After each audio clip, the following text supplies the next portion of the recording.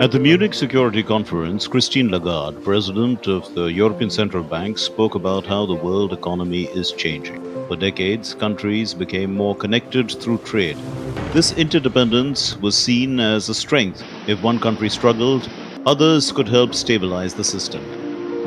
But today, the same interdependence is turning into a vulnerability. Global shocks like the pandemic or deliberate actions like using supply chains as political weapons have shown that being too dependent on others can be risky. Christine Lagarde said that their analysis suggested a sudden 50% drop in supply from geopolitically distant suppliers would reduce manufacturing value added by 2 to 3%, with the impact concentrated in electrical equipment, chemicals, and electronics. Lagarde warns that geo-economic fragmentation, nations retreating into smaller blocks with only trusted partners, may feel safer but carries costs. It risks raising prices, slowing innovation, and fueling inflation that challenges central banks. At Davos, she noted the global order is shifting, though not breaking apart. I think we should be talking about alternatives. We should be identifying much more so than we have probably in the past, the weaknesses, the sore points, the dependencies, the autonomy. But obviously, I take the view that from an economic and from a business point of view, we depend on each other. We have these very strong links and bind. In simple terms, what once kept the global economy stable, our deep connections, now exposes us to new risks. And if nations retreat into fragmented systems, the world could face slower growth, higher prices, and more uncertainty. Her message is clear. We need to rethink how to balance security with openness, so that trade and cooperation continue to drive prosperity without leaving us exposed to dangerous shocks. The Economic Brief, DD India. So, Mr. Subhamal Bhattacharjee continues to be with us. Fragmentation is an issue, Mr. Bhattacharjee. We can see that, NATO provides a framework for military unity in Europe to a large extent, and the EU also shows some economic resilience. But Lagarde is talking, about diversifying supply chains, balancing security with openness. How is this even possible?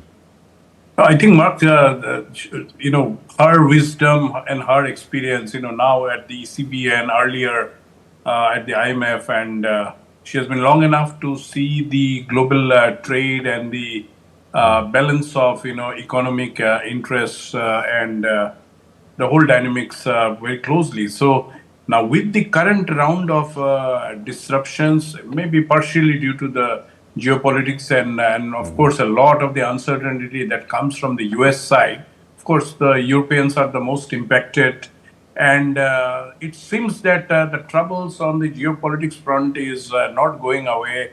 Even today, you see the tensions around US and Iran coming up even further. So I think all of this is creating a kind of a scenario where, of course, trust and resilience is also being challenged, and that is where you are trying to think of finding your own supply chain ecosystems. We are talking so much nowadays about critical minerals and rare earths, and also even on that you are seeing that geopolitics is determining the whole economics around that. And then, of course, you also try to see that how much of those close quarters you will create and, at the end of the day, kill globalization almost completely.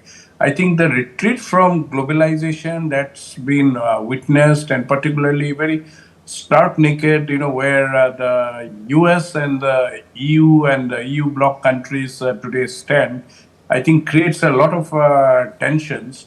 And that is where finding the right balance, trying to again revamp the economic order that was there, before Trump 2.0, and all the concomitant activities that are erupting from defense and security perspective. It's a very dynamic and a fluidic situation which will have to be very closely monitored. So that is where I think the watch has to be to see how best and how effectively you optimize the situation, wait and watch, try and bring your trusted networks, but at the same time don't kill the globalization, because I think the world has definitely benefited with this kind of cooperation, at least from the Second World War till today, that despite troubles Yes. everywhere here and there, but there has been a certain sense of stability which has allowed trade and business and economics to grow. So I think these disruptions that are being felt, observed and all, they need to be closely watched and then the steps taken. We'll leave it there. Thank you very much, Mr. Subimal Bhattacharjee. Thank you for joining us and unpacking these stories for us.